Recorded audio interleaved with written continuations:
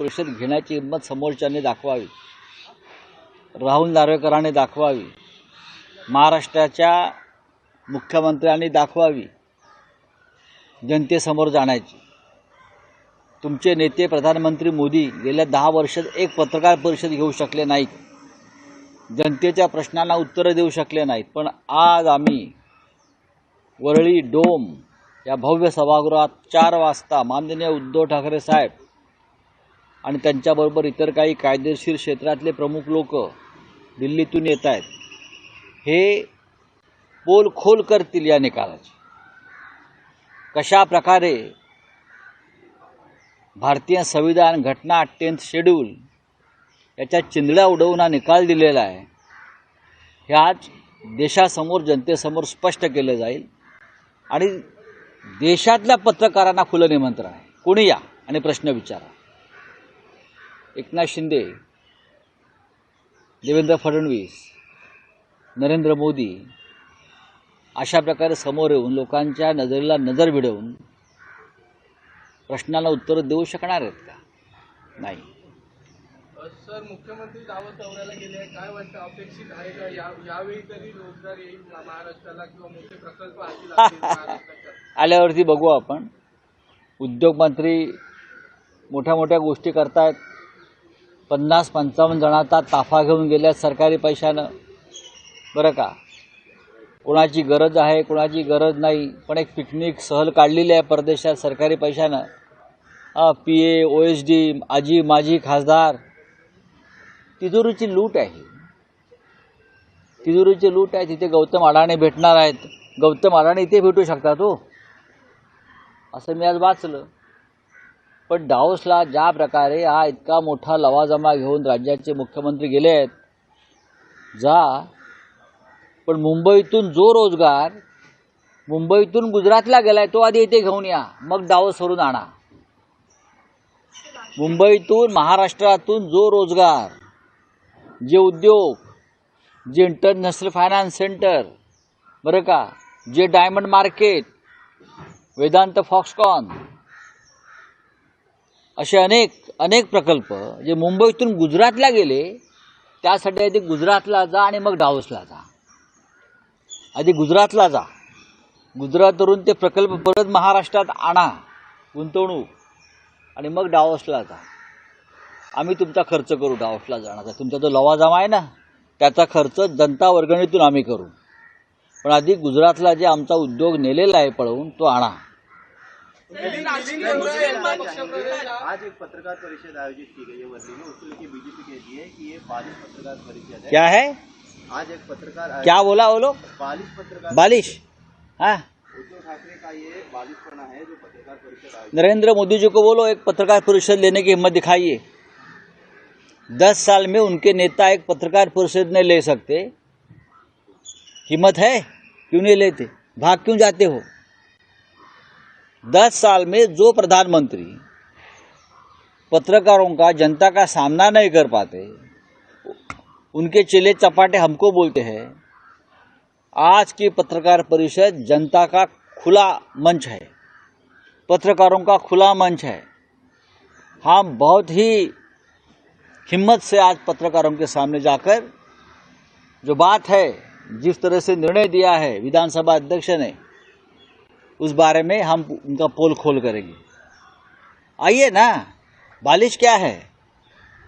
जो मोदी जी कर रहे हैं, जो आप लोग कर रहे हैं, वो क्या है? वो क्या बचपना है? आपने संविधान की धज्जियां उड़ा दी है, आप कानून को मानते नहीं। इलेक्शन कमीशन से लेकर गवर्नर तक सभी घटनात्मक संस्थाओं को आपने खिलौना बनाकर रखा है। आपको क्या नैतिक अधिकार है ये बात करने का? जिस पार्टी के नेता नरेंद्र मोदी जी 10 साल में एक पत्रकार परिषद नहीं ले सकते, उनके महाराष्ट्र के चेले हमसे सवाल पूछते हैं कि आप पत्रकार परिषद क्यों लेते हो उद्धव जी? हम इसलिए लेते हैं, जनता के सवालों का सामना करने की हिम्मत हमारे में है, और हम सच का सामना करेंगे और सच बोलेंगे। मुस्लिम राष्ट्रीय मंच ने एक सर्वे किया है, उसमें कहा है कि 74% मुस्लिम जो है वो हैप्पी। क्या?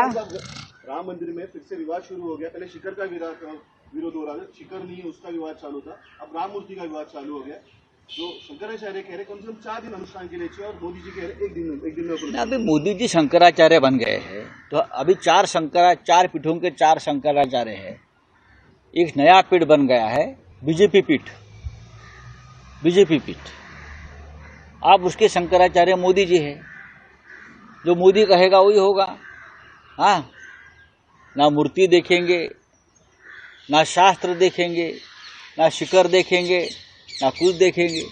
जो मोदी जी कहेंगे चुनाव से पहले वो वही होगा। अब तो 4 शंकराचार्य बात कर रहे हैं, देश सुन रहा है। कौन पूछता है हिंदुत्व, अपने आप को हिंदुत्ववादी मानने वाले लोग शंकराचार्य की बात मानने को तैयार नहीं। खासकर मंदिर के मामले में, उनकी मंदिर के मामले में तो बात सुनिए।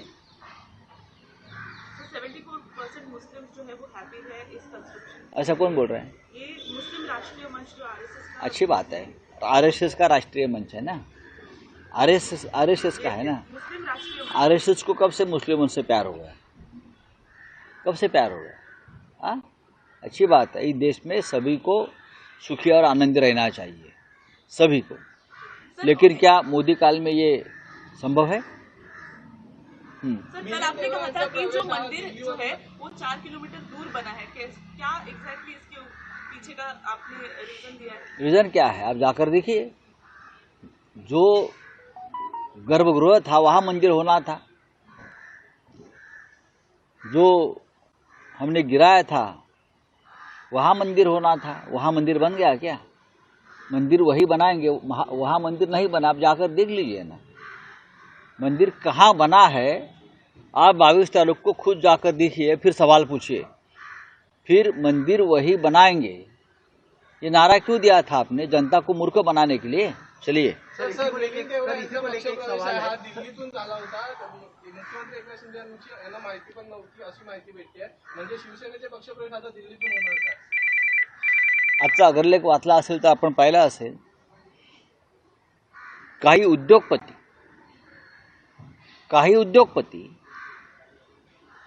आणि दिल्लीतले भाजपचे लोक, जे प्रमुख लोक आहेत, ते मुंबईचं राजकारण आपल्या ताब्यात घेऊ इच्छित आहेत पैशाच्या ताकदीनं, आणि त्यासाठी त्यांना काही लोक हाताशी पाहिजे आहेत. मला वाटतं त्याची ती पावलं आहेत. आपण जी माहिती देत आहे ती माझ्याही कानावर आली आहे की एकनाथ शिंदे यांना सांगण्यात आलं की मिलिंद देवरा यांचा पक्षप्रवेश करून घ्या. इतकंच नाही तर त्यांना राज्यसेवेवर सुद्धा पाठवा. मग त्या गटामध्ये जे जुने काही लोक गेले आहेत असं म्हणतात, आमचा पक्ष, त्यांचं काय होणार? जर बाहेरून आलेले लोक अशा प्रकारे तुमच्या पक्षात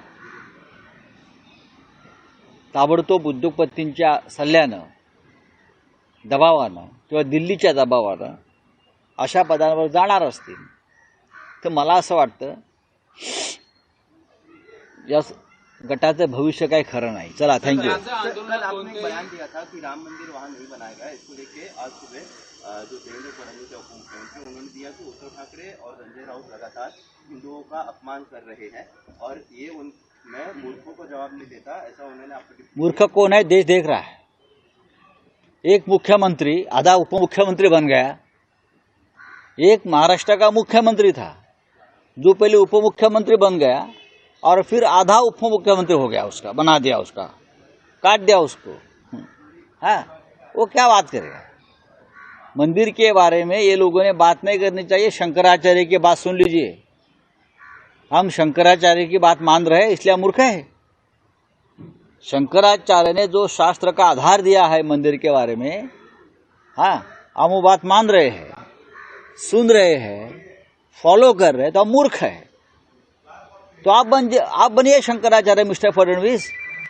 चलिए, थैंक यू.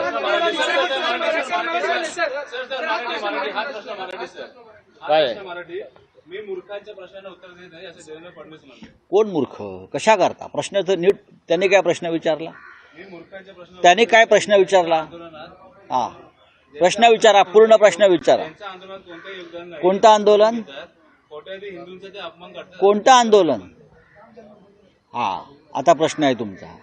राम जन्मभूमी आंदोलनामध्ये भारतीय जनता पक्षाचं काय योगदान हे सुंदरसिंग भंडारी, बरं का, सुंदरसिंग भंडारी तेव्हाचे भारतीय जनता पक्षाचे उपाध्यक्ष, बरं का, ज्यांनी सांगितलं, लालकृष्ण अडवाणी ज्यांनी सांगितलं, अटल बिहारी वाजपेयीजी ज्यांनी सांगितलं की अयोध्येच्या आंदोलनामध्ये जो संघर्ष झाला त्या संघर्षाच्या शेवटच्या टप्प्यात जे काही सगळं कोसळलं त्याच्यामध्ये भारतीय जनता पक्षाचा काहीही संबंध नव्हता. हे कोण सांगताय? देवेंद्र फडणवीस यांचे सर्वोच्च नेते. समजून घ्या म्हणावं, फडणवीसजी नीट समजून घ्या.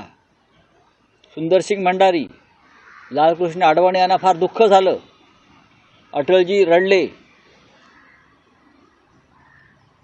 तेव्हा राम मंदिर आंदोलनात कोणाचा सहभाग होता हे कोणाचा नाही हे तुमच्या नेत्यांनी स्पष्ट केलेलं आहे. इतिहास समजून घ्या. सुंदरसिंग भंडारी तेव्हाचे भाजपचे राष्ट्रीय उपाध्यक्ष, प्रवक्ते, मुख्य प्रवक्ते, त्यांनी जाहीर केलं बाबरी पडली त्यात भाजपचा संबंध नसून शिवसेनेचा संबंध आहे. फडणवीस समजून घ्या, हे तुमच्या भारतीय जनता पक्षाचं योगदान आहे राम आंदोलनातलं. अटलजींना वाईट वाटलं, हां, अडवाणींना अतिव दुःख झालं. मिस्टर फडणवीस, आपण तेव्हा लहान होतात. त्या संदर्भात जे विशेष न्यायालय नेमलं गेलं, CBI कोर्ट नेमलं गेलं, लिब्रायन कमिशन नेमलं गेलं, त्याच्यात जी चार्जशीट आहे, चार्जशीट आरोपपत्र, त्या आरोपपत्रामध्ये किमान 550 नावं ही शिवसैनिकांची आहेत माझ्यासह. फडणवीस, आपण आहात का त्यात? आपण आहात का? उचलली जीभ लावली टाळ्याला. उगाच मूर्खपणा करू नका.